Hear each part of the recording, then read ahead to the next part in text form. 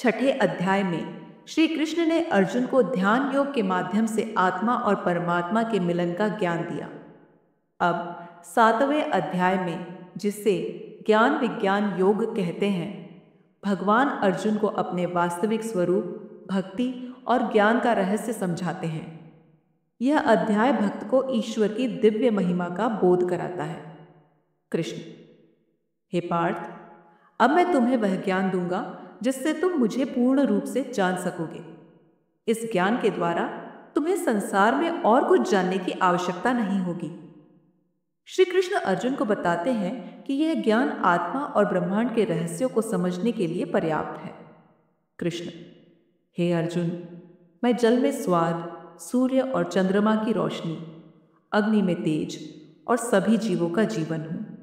मैं ही इस सृष्टि की आत्मा हूं। श्री कृष्ण बताते हैं कि उनका स्वरूप सभी प्रकृति और तत्वों में विद्यमान है।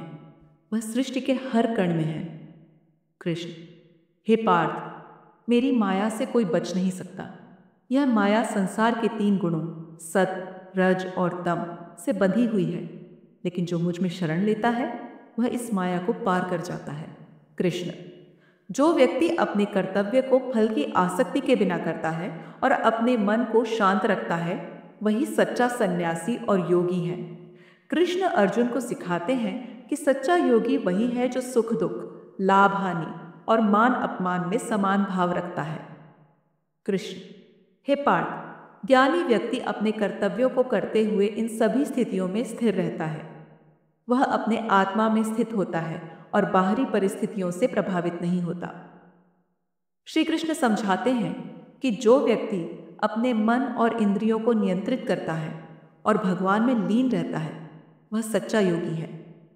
कृष्ण: हे अर्जुन, जिसने अपनी इंद्रियों को वश में कर लिया है और अपने मन को नियंत्रित कर लिया है, वह व्यक्ति हर जगह शांति और आनंद का अनुभव करता है। उसके लिए आत्मा ही मित्र है। कृष्ण कहते हैं कि कर्म को भगवान को अर्पित करना ही मोक्ष का मार्ग है।